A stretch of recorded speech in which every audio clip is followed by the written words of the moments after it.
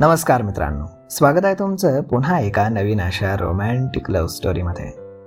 तर मग चला सुरुवात करूयात आजच्या या भागाला. सकाळी 8च्या आसपास देवांशला जाग आली.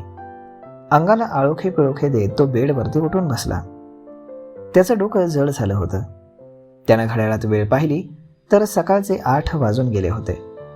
तो लगेचच उठून किचनमध्ये गेला आणि लिंबू पाणी करून घेतलं. समोरच्या लिव्हिंग एरियामध्ये येऊन त्यानं सोफ्यावरती बसून थोडंसं लिंबू पाणी पिलं. समोरच टिपॉयवरती टीव्हीचा रिमोट ठेवलेला होता. त्यानं रिमोटनं टीव्ही ऑन केला आणि न्यूज चॅनल चालू केलं आणि त्यावरची बातमी पाहून त्याच्या पायाखालची जमीनच सरकली. मुंबई के जाने माने बिजनेसमैन मिस्टर सरपोतदार इनकी कल रात अचानक मौत हो गई है. मौत की वजह हार्ट अटैक बताई जा रही है. दरअसल मिस्टर सरपोतदार अपने फैमिली प्रॉब्लम्स के चलते 4-5 दिनों से हॉस्पिटल में एडमिट थे. उनकी बेटी गाथा की शादी बीच मंडप में अचानक टूटने का सदमा वो बर्दाश्त नहीं कर सके और उन्हें उसी दिन दिल का दौरा पड़ा. देव ने टीव्ही बंद केला आणि अंगावरती कपडे चढवून तो लगेचच तिथून मुंबईच्या वाटेने निघाला. वाटेत त्याने शिवाला फोन केला. हॅलो, कुठेस तू? हॉस्पिटलमध्ये. मिस्टर सरपोतदारांबद्दल समजलं का तुला? हो, सकाळी न्यूज वाचली. शिवाने एक दीर्घ श्वास घेत सांगितलं. तू गेला होतास तिथे? नाही. व्हॉट? इतकं सगळं झाल्यावरती ती लोक मला तिथे उभं तरी करतील का देव? तो समीर, तो तर आधीच खार खाऊन आहे तुझ्यावर. शिवा चिडून बोलला. मी जातोय तिथे. नको जाऊस देव, शिव त्याला समजावत बोलला. मी जातोय. माझं ऐक देव, तुला समीर अजिबात गेटच्या आतमध्ये देखील येऊ देणार नाही. तरीही मी जाणार. गाथाला माझी गरज आहे. असं म्हणून देवनं फोन कट केला आणि पुढच्या 2 तासात तो मुंबईत आला. त्यानं सरळ गाथाच्या घरचा रस्ता पकडला. त्याच्या मनात तिच्याबद्दल जितका राग होता त्याहीपेक्षा कितीतरी जास्त प्रेम होतं. त्याचं सगळं काही तीच बनली होती. तिच्यामुळे दिलखोलास जगायला, खळखळून हसायला तो शिकला होता आणि आता यावेळी तिला त्याची किती गरज आहे हे त्याला माहीत होतं. त्यामुळे सगळं काही बाजूला ठेवून तो तिला सावरण्यासाठी निघाला. पण वेड्याला कोणी सांगावं की गोष्टी आता सावरण्याच्या पलीकडे गेल्या होत्या. इकडे गाथाच्या घरी पाहुण्यांची वर्दळ होती. न्यूज चॅनल्समुळे मिस्टर सरपोतदार गेले ही बातमी वाऱ्यासारखी सगळ्या मुंबईमध्ये पसरली होती. सगळे त्यांना श्रद्धांजली द्यायला तिथे येत होते. देवांशची गाडी गेटच्या आतमध्ये येत असतानाच गार्डनं त्याला रोखलं. सर, तुम्ही आतमध्ये जाऊ शकत नाही, गार्ड आदमीनं बोलला. मला गाथाला भेटायचंय, देव बोलला. सर प्लीज, आम्हाला समीर सरांच्या ऑर्डर्स आहेत.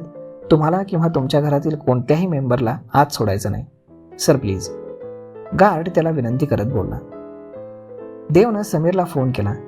समीरनं तो उचलला नाही, पण तो सारखा त्याचा फोन करत होता आणि मग समीरनं फोन स्विच ऑफ करून ठेवला. आत सांगा मी आलोय, देव गार्डला बोलला आणि गार्डनं आत फोन करून देव आल्याचं सांगितलं. पण तरीही त्याला आत जायला परवानगी मिळाली नाही. सॉरी सर, तुम्हाला आत सोडता येणार नाही असं सांगितलंय.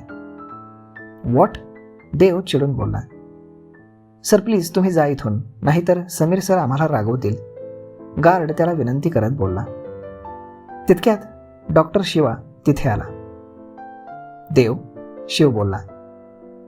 मला गाथाला भेटायचंय शिव. आय नो, तिला माझी गरज आहे, देव काकुळ तिला येऊन बोलला. ती तुला आता कधीच भेटणार नाही देव, तू चल इथून. शिवा त्याला तिथून घेऊन जाऊ लागला. नो शिवा, तिला भेटल्याशिवाय मी नाही जाणार. मग दोघेही घरी आले. त्याची माई आजी रमा सोबत बसली होती. रमा त्यांचं डोकं चेपून देत होती. माई, माई, देव त्यांना आवाज देत आत आला. त्याला पाहून त्यांच्या डोळ्यात पाणी आलं. त्या शांत बसून होत्या. माई, मिस्टर सरपोतदार, हे कसं झालं, कधी झालं आणि मला सांगितलं का नाही? देव डोळ्यात पाणी आणून बोलला. माहीत आहे मला, गाथाचे बाबा आता या जगात नाहीत, त्या जड अंतःकरणानं बोलल्या. आणि काय सांगायला हवं होतं तुला? शुद्धीत होतास का तू? मागच्या 5-6 दिवसांपासून दारू पिऊन पडून आहेस तू. काय सांगणार तुला? आणि सांगून काय फायदा? माहीत पडल्यावरती आला असतास तू. माई रागानं त्याच्याकडे पाहत बोलल्या. माई, तू शांत हो. शिव डोळ्यामध्ये पाणी आणून त्यांच्याकडे पाहत बोलला. चुकलास देव, तू फार मोठी चूक केलीस. तू हे आज जे काही झालंय ना, त्यासाठी कुठे ना कुठे तू जबाबदार आहेस. आणि गोष्टी बोलून सोडवता आल्या असत्या, झालेले गैरसमज बोलून दूर करता आले असते, पण नाही. तुला कुणाचंच ऐकायचं नव्हतं ना. भर मांडवात तू गाथा आणि तिच्या बाबांचा जो काही अपमान केला ना, त्याचा धक्का बसला त्यांना. आता झालं तुझं समाधान, झाला तुझा राग शांत. अजून काही राग असेल तर तोही काढून घे. जा, अजून दारू पी, महिनाभर त्या बंगल्यात एकटा पडून राहा. माई रडत बोलल्या. माई, तो आधीच फार परेशान आहे, त्यात तूही. शिवा माईला समजावत बोलला. ठीक आहे, याला इथून जायला सांग. मला याच्याशी काही बोलायचं नाही. हा माझा देव नाही. माझा देव कधी असा अविचारी वागणारा नव्हता. शिवा, हा माझा देव नाही, याला जायला सांग. माई डोळ्यात पाणी आणून बोलल्या. माई, मी हे जाणून बुजून नाही केलं. तिनं माझ्यासोबत जे केलं त्यावरची ती रिॲक्शन होती माई. मला तिचा हा धोका सहन झाला नाही माई. इतके दिवस स्वतःला एक गुन्हेगार समजत होतो मी, तिचा रेपिस्ट होतो मी स्वतःला माई. पण जेव्हा मला कळलं की हा सगळा तिनं रचलेला डाव होता मला मिळवण्यासाठी, तिनं हे सगळं घडवून आणलं, तेव्हा मला हे सहन झालं नाही माई. मी एक डॉक्टर आहे आणि माझ्याच हातून हे कसं घडलं हे गिल्ट मला अस्वस्थ करून टाकत होतं माई. आणि यातून बाहेर पडण्यासाठी मी तिच्याशी लग्नाला तयार झालो. वाटलं ती इतक्या निस्वार्थपणे माझी मदत करायला तयार झाली, माझी साथ देतीये. माझ्यातलं जनावर तिनं शांत करून माझा जीव वाचवला. त्या मुलीला मी असा इग्नोर कसा करू शकतो? तिच्या भविष्याचा विचार करून मी तिला मनापासून स्वीकारलं. पण जेव्हा कळालं की हा सगळा एक सापळा होता, तेव्हा मी कोलमडून गेलो. ती जी निरागस दिसते, ती जी अल्लड गोड मुलगी एक मोठा सापळा रचेल यावरती विश्वासच बसत नाही माझा. पण सगळे पुरावे तिच्या विरोधात माझ्या समोर होते आणि मला राग अनावर झाला.